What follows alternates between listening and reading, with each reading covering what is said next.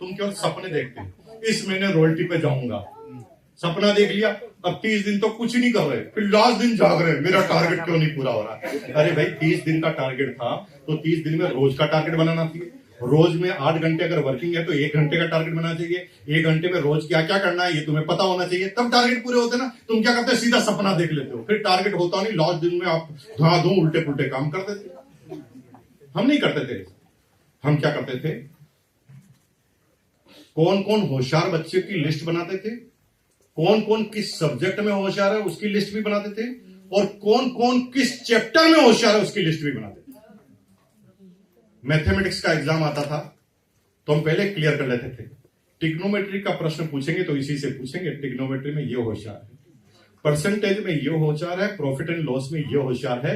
और एग्जाम आता तो उनसे भी ज्यादा नंबर हमारे क्यों आते, क्योंकि ये सारे बच्चे अपने दिमाग से पास होते, हम सबके दिमाग से पास होते।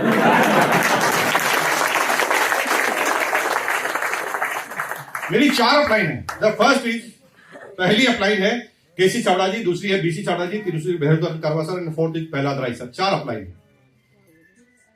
केसी चावड़ा जी ने हमें सिखाया एविडेंस के साथ बात करो, बीसी चावड़ा जी ने हैंडल कैसे करनी है ऑडियंस को उसके बारे में बात बताई, भेरुदान जी ने सिखाया the relationship is the byproduct of sale. Sale के पीछे मत भागो, रिलेशनशिप के पीछे भागो। रिलेशनशिप अगर बन गई ना तो सेल अपने आप होगी। थोड़ा सोचो ना, जिस नाई से तुम बाल कटाते हो बीच में 100 दुकानें और खुल गई, फिर भी तुम वहीं जाते हो। जहां पर तुम पान खाते हो बीच में 10 दुकानें और खुल गई, अभी भी वही पान खाते हो। जहां पर तुम ब्यूटी पार्लर में जाते हो बीच में 10 ब्यूटी पार्लर और खुल गए, फिर भी तुम वहीं से लेते हो। किराने की दुकान से जिस समय से आप माल ले रहे हैं बीच में कई दुकानें खुल गई, लेकिन फिर भी आप वहीं से माल ले रहे हो, क्योंकि उस व्यक्ति ने रिलेशनशिप को बिल्ड कर दिया। और जब रिलेशनशिप बिल्ड हो जाती है ना तो सेल चुटकियों का खेल होता है।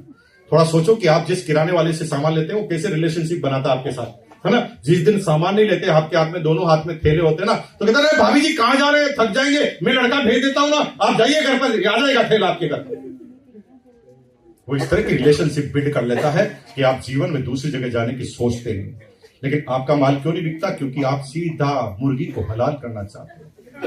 आप चाहते हैं कि आज की आज काट ली जाए, उसकी जरूरत के बगैर सामान दे दिया जाए। अरे एक बार आप किसी टकले को कंगी बेच सकते हैं, दूसरी बात बेचने जाओगे तो तुम्हें टकला कर देगा।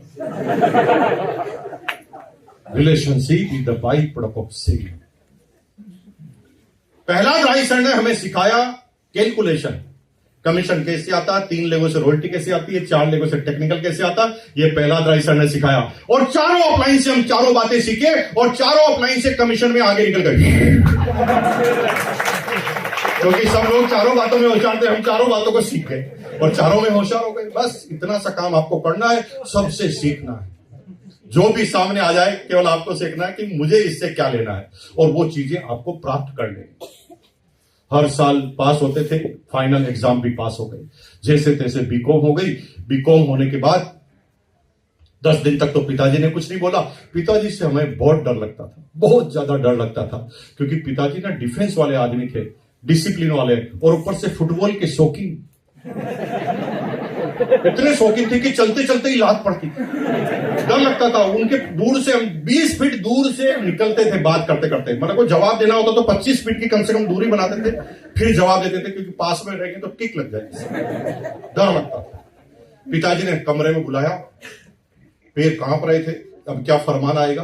तो पिताजी ने क्लियर कट बोला, बेटा अब तेरे बीकॉम का एग्जाम हो गया, अब तू नौकरी ज्वाइन कर ले। मैंने कहा पिताजी नौकरी, मैं पार्ट टाइम काम करता हूं, 2-2,500 कमाता है, मुझे पता है क्या करता है तुम। अभी तो बीकॉम हो गया है, अब लड़की वाले आएंगे, सगाई संबंध वाले आएंगे, वो पूछेंगे तुम्हारा लड़का क्या करता है, तो मैं क्या बोलूंगा, गैस का सिलेंडर ब्लेक करता है। उनकी समस्या कुछ और थी। उन्होंने मुझे जबरदस्ती दोस्त के पिताजी की मदद से एक नौकरी ज्वाइन करवाई। नौकरी ज्वाइन कर ली मैंने, और लेकिन नौकरी भी अलग तरह से करता था। पूरे महीने मैंने इतना जम के काम किया कि मेरा पूरा बॉस खुश।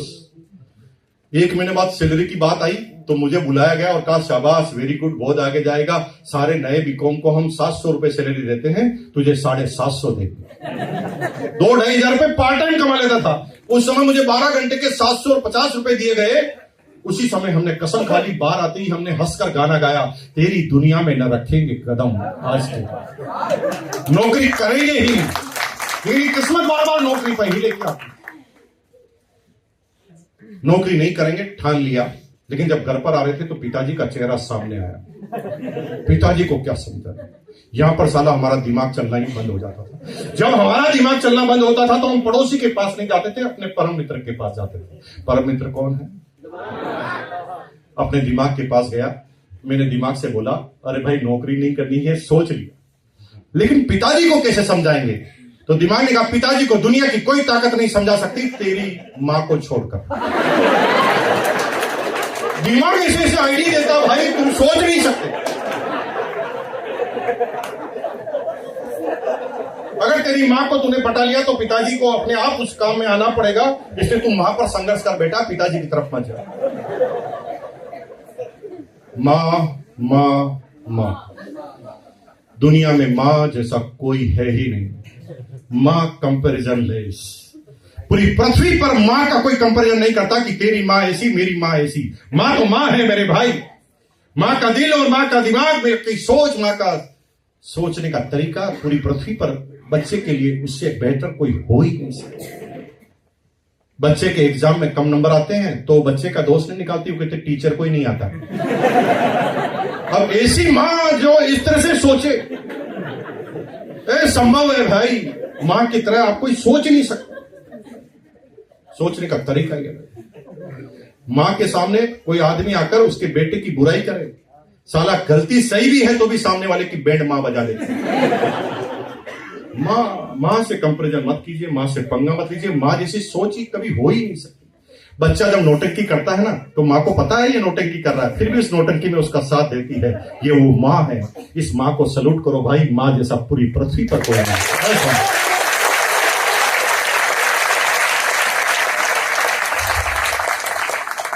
मैं मेरे मां के पास जाने से पहले तैयारी करता था। मैंने पहले कहा कि मैं जब टारगेट पे जाता था तो बिना तैयारी नहीं जाता।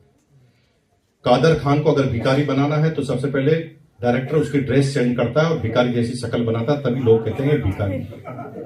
तो पहले मैं अपने मिरर के सामने गया, कांच के सामने, और पहले शक्ल बिगाड़ी मैंने, ताकि मां को दया आनी चाहिए ना। तो बाल मैंने अपने बिखेरे, बाल बिखेर कर पानी थोड़ा आंखों पे मारा ताकि लगे कि आंसू आ रहे हैं। फिर मिरर के सामने 3-4 तरह से शक्ल बिगाड़ कर देखी कि शक्ल कैसी ठीक लगेगी, इस पर दया आएगी। तो जिस शक्ल पर मैं कॉन्फिडेंस था वो मैंने फाइनल किया। तैयारी मेरी कंप्लीट हुई। फिर मैं अपनी मां के पास गया और डायलॉग बोला। डायलॉग नंबर 1, मां बहुत अन्याय हो रहा है मां मेरे साथ। अब मां कोई बच्चे का प्रति अन्याय सहन कर सकती है? वो तुरंत बोली, कौन कर रहा है तेरे साथ अन्याय?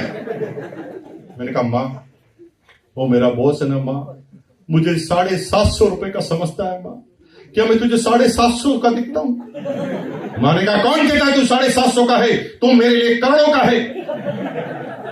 मां मैं करोड़ों का हूं या तो तू जानती है या मैं जानता हूं, बापू को कौन समझे?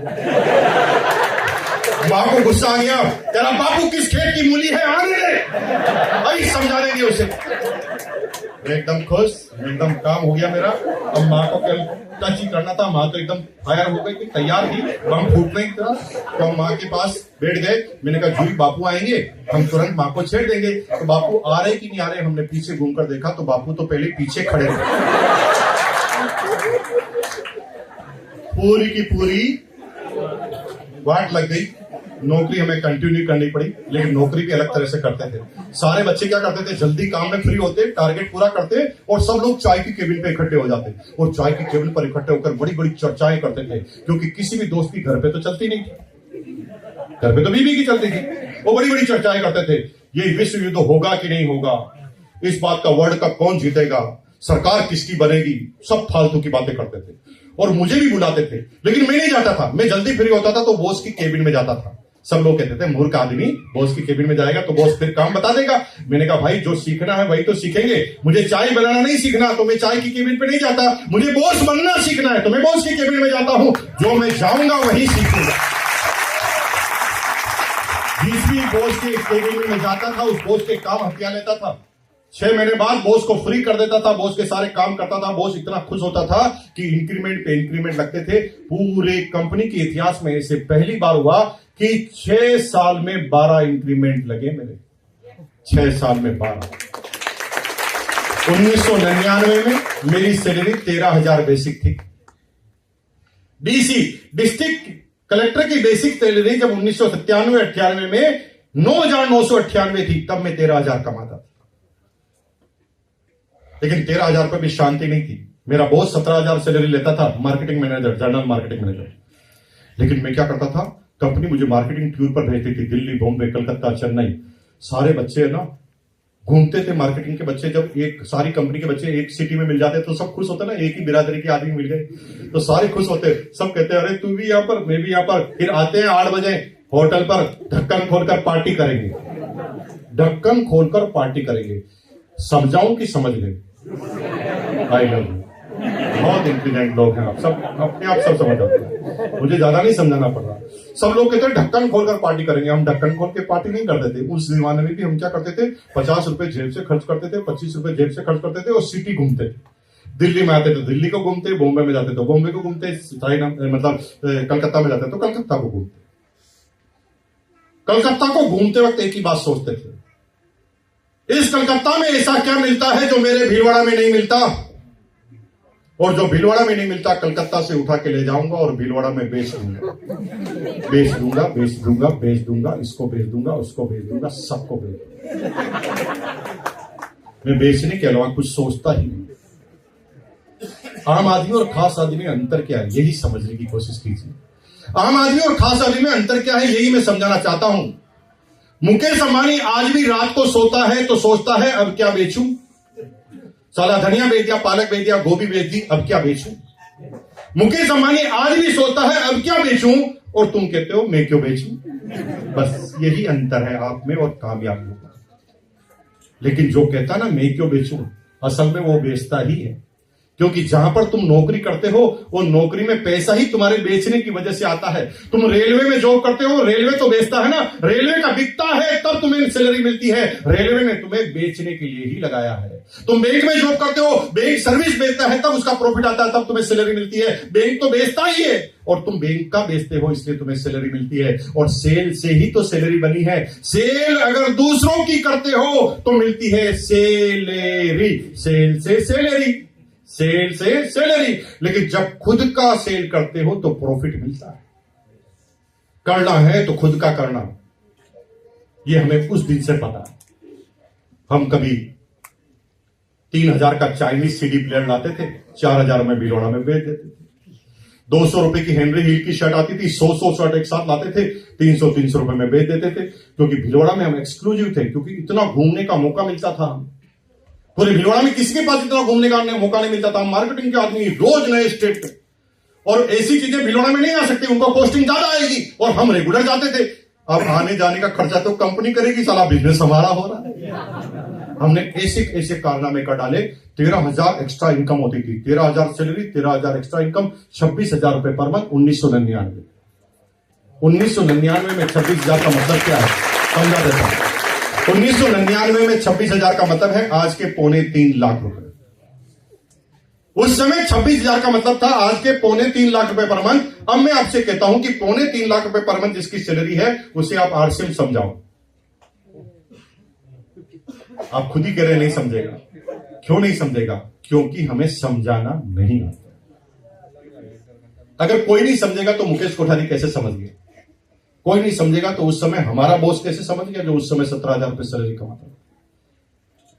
जब कोई कहता है ना सर समझ में नहीं आया, टाइम नहीं है, कर तो लेंगे लेकिन अब कैसे करें, इसका मतलब आप समझा नहीं पाए। जब बात समझ में आती है ना तो लोग बात फालतू की बातें नहीं करते, उस काम पर लग जाते हैं। टाइम नहीं होता है लेकिन फिर भी एक लड़का लड़की को प्यार होता ना तो मिलने का समय निकाल लेते। एक लड़का था, एक लड़की थी, 40 साल पुरानी बात है।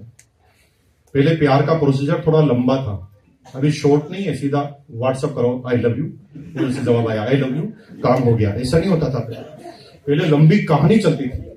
थोड़े दिन तक तो ना बस चलते चलते देखना पड़ता था कि आंखें से आंखें मिल रही कि नहीं।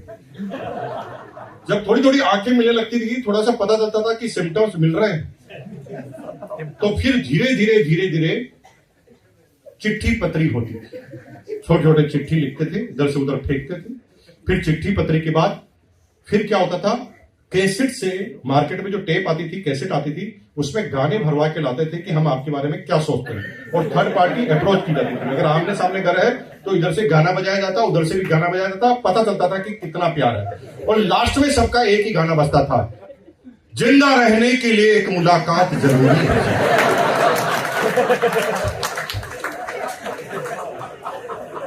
जब डिसाइड होता है कि मिलना है तो सबसे पहले लड़का लिखता, डार्लिंग शाम को 6 बजे बाद मिल सकते हैं इस मॉल में। तो लड़की कहती है 6 बजे ही क्यों? वो कहे 6 बजे ही छुट्टी होती है नौकरी से, उससे पहले बॉस छुट्टी नहीं देता, टाइम नहीं है। तो लड़की कहती है मैं तो 6 बजे बाद नहीं मिल सकती, मैं 6 बजे पहले मिल सकती हूं। 6 बजे बाद इसलिए नहीं मिलता क्योंकि मेरा बाप भी करता है नौकरी और वो 6 बजे घर पर आ जाता है। अब दोनों की समस्या भारी है, टाइम नहीं है, तो क्या दोनों नहीं मिलेंगे? नहीं मिलेंगे? धीरे क्यों बोल रहे हो? बीवी बैठी है ना, तेज बोलो ना यार, मैं तुम्हारे बारे में थोड़ी बात कर रहा हूं। मिलेंगे कि नहीं मिलेंगे? कोई रोक सकता है उनको मिलने से? कोई रोक नहीं सकता उनको मिलने से, क्योंकि सब्जेक्ट क्लियर है, मिलना क्यों है। जिस दिन आरसीएम करना क्यों है किसी को समझा दिया ना, रात के अंधेरे में करेगा, और समझ में नहीं आया तब तक बोलेगा टाइम नहीं, टाइम नहीं, टाइम नहीं। मुकेश कोठारी ने जैसे तैसे सब कुछ ठीक चल रहा था, नौकरी कर रहे थे, फिर एक घटना घटी। आज मैं आपको एक ऐसी चीज पर ले जाना चाहता हूं, उसको समझने की कोशिश करना, क्योंकि तुम आधी बात मानते हो, आधी नहीं मानते, इसलिए तुम्हारे जीवन में कंफ्यूजन भरा हुआ। क्या आप मानते हैं कि इस पूरी दुनिया की डोर को चलाने के लिए एक परम पिता परमेश्वर है, जिसे हम भगवान, अल्लाह, ईसा मसीह जो भी कहते हैं, जो भी हम मानते हैं धर्म में, लेकिन मानते हैं कि ये एक पावर है, इस पावर से पूरी दुनिया चलती है। यस और नो? इसकी इच्छा के बगैर एक पत्ता भी इस पृथ्वी से हिल नहीं सकता। हेलो, मानते कि नहीं मानते? तो फिर आप 60 किलो के हैं, कैसे हिलकर यहां आ गए? मैं वही समझाना चाहता हूं। एक तरफ तो आप कह रहे पत्ता भी नहीं हिल सकता, और आप यहां कैसे आ गए? पत्ता जब नहीं हिल सकता तो ये गॉड प्लानिंग है, ये चक्रव्यूह रचना करती है। ये ऐसे ऐसे कारनामे, ऐसे ऐसे व्यक्ति के द्वारा, फरिश्तों के द्वारा तुम्हारे पास आता है और तुम्हें उसे समझने का मौका देता है। मेरे साथ एक घटना हुई जो मैं आपको घटना घटित बताना चाहता हूं। मैं 12वीं क्लास में पढ़ता था, मेरा दोस्त जयपुर में पढ़ता था, मैं भीलवाड़ा में पढ़ता था। 2 दिन की छुट्टियों में मैं जयपुर घूमने गया। उस समय बहुत शौक होता था बड़ी सिटी में जाने का, तो मैं 2 दिन के लिए जयपुर गया। 2 दिन तक दोस्त के साथ खूब मजे किए, लेकिन तीसरे दिन जब मैं रवाना हुआ, ट्रेन पे जाने के लिए रवाना होने लगा, तो बॉस ने कहा यार भाई रुक जाना यार, एक दिन और, मन नहीं भरा। मैंने कहा भाई मन तो नहीं भरा मेरा भी, मैं अगली बार आऊंगा तो एक दिन एक्स्ट्रा रुकूंगा, लेकिन आज जाने दे। वो कहा नहीं यार प्लीज, मेरे कहने से मत जा। मैंने कहा बहुत ज्यादा जरूरी यार, जाना पड़ेगा। वो कहा भाई नहीं जा। 8-10 बार उसने बोल दिया। जब उसको लगा कि मुकेश कोठारी मेरी बात नहीं मानता, तो उसने ब्रह्मास्त्र चलाया। उसने कहा अगर आज चला गया तो दोस्ती खत्म। ब्रह्मास्त्र इतना तगड़ा था कि मुझे एक दिन रुकना पड़ा, और रुकने का निर्णय लिया। लेकिन रुकने के 3 घंटे बाद रेडियो में न्यूज आई कि जिस ट्रेन में मैं जाने वाला था वो ट्रेन पटरी से उतर गई, 9 आदमी मरे। गॉड क्या करवा रहा है? किस आदमी को किस तरह से हमारे पास भेज रहा हमें पता ही नहीं। आज के 23 साल पहले जब आरसीएम आया था, जब मेरे बॉस ने मुझे बताया था, तो मैं उसे उल्लू का पट्टा समझता था। आज मेरे जीवन का सबसे बड़ा गुरु है। मेरे चमड़े के जूते बनाकर भी उसे पहनाओ ना, तो हमें लगता है कि इसके एहसान को हम जिंदगी में उतार नहीं पाएंगे, लेकिन उस समय एक परिस्थिति नहीं। आज हमारी सोच, आज हमें यहां पर लेकर आए गए हैं। कुछ लोग तो ऐसे हैं जो पिछले 10 साल से आरसीएम को जानते हैं, लेकिन 10 साल से एक भी मीटिंग में नहीं गए, आज आए। क्यों भाई? 10 साल पहले भी तो आ सकते थे, आज ही क्यों? गॉड प्लान, ये चक्रव्यूह घुमा रहा है भगवान। 10 साल से हम बहाने बनाते जा रहे थे, आज आना पड़ा। कुछ लोग तो ऐसे हैं जो पिछले 4 महीने से हर महीने सामने वाले को चक्कर दे रहे थे। आज पेट खराब है, आज सिर खराब है, आज बीवी की तबीयत खराब है, आज मेरी तबीयत खराब है, लेकिन आज आ गया। कुछ लोगों तो ऐसे भी हैं अभी तक जिनकी शक्ल से लग रहा है कि किडनैप करके लाए, लेकिन गॉड प्लानिंग है। किस जगह से, कहां से, क्या करने से आप कहां पर जाएंगे, ये पूरी चक्रव्यूह पर ही रचना हो जाती है। मेरे साथ ऐसे ही घटना घटी। अभी के हिसाब से 2.25 लाख सैलरी मानिए आप, सब कुछ ठीक था, लेकिन मुझे पता था, मेरे भगवान को मुझे पता था कि भगवान जानता था कि ये छोटे मोटे आदमी थे तो समझेगा ही नहीं, इसलिए उसने चक्रव्यूह की रचना की बड़े व्यक्ति से। आप में से कोई आदमी मुझे बुलाता तो शायद मैं मना कर देता, लेकिन मुझे बुलाने वाला था मेरा बॉस, और बॉस के सामने मेरी चलती नहीं थी। बॉस मेरे पास लंच में आया सैटरडे के दिन और मुझे धीरे से कहता, मुकेश कल संडे है, 10 बजे मेरे घर पर आ, एक छोटा सा काम है, 1 घंटे में फ्री कर दूंगा। तो मुझे बड़ा शंका हुई, मैंने कहा ये संडे को खराब करने की प्लानिंग और साजिश रच रहा। मैंने कहा भाई साहब अगर कोई काम है तो मेरे को अभी बता दो, मैं एक्स्ट्रा रुक जाता हूं, लेकिन प्लीज कल नहीं। उसने कहा है फालतू की बातें करता है, 1 घंटे में फ्री कर दूंगा ना, कह दिया तुझे। नो फॉर्मेलिटीज, ऐसा इन्विटेशन की साला बोलने का मौका।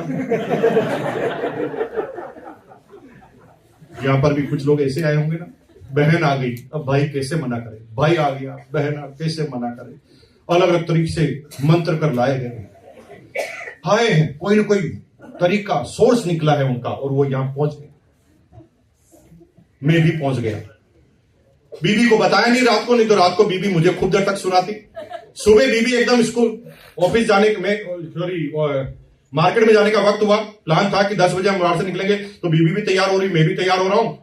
लेकिन जब बीबी तैयार होने की, मैं फटाफट तैयार हो गया, बीबी को थोड़ा टाइम लगता है, तो मैंने उसको कहा सुन तू तैयार हो मस्ती से। बीबी को आश्चर्य हो रहा था, ये पहली बार कह रहा था मस्ती से तैयार, बाकी हमेशा कहता था धीरे फटाफट हो जा, आज कह रहा मस्ती से हो जा। मैंने कहा भाई डार्लिंग छोटा सा काम है, बॉस ने 1 घंटे के लिए बुलाया है, आज भी बॉस। मैंने कहा 1 घंटे का काम है, 1 घंटे में फ्री हो जाऊंगा, बॉस को चकमा देना मेरा छोटा मोटा काम, 1 घंटे में फ्री हो जाऊंगा, तू बस तैयार हो जा, मैं भी आता हूं। और मैं बॉस के घर पर पहुंच गया, जैसे आज आप यहां पर पहुंच गए।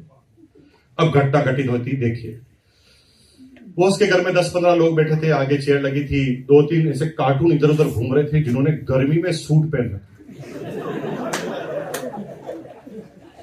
टेम्परेचर 48 डिग्री, राजस्थान में तरतर करता मौसम, नॉन एसी हॉल, पसीना तरतर कर रहा साला जब्बे पजामे में, और इस आदमी ने सूट डाल रखा, वो भी गले में कस के टाइट लगा रखी।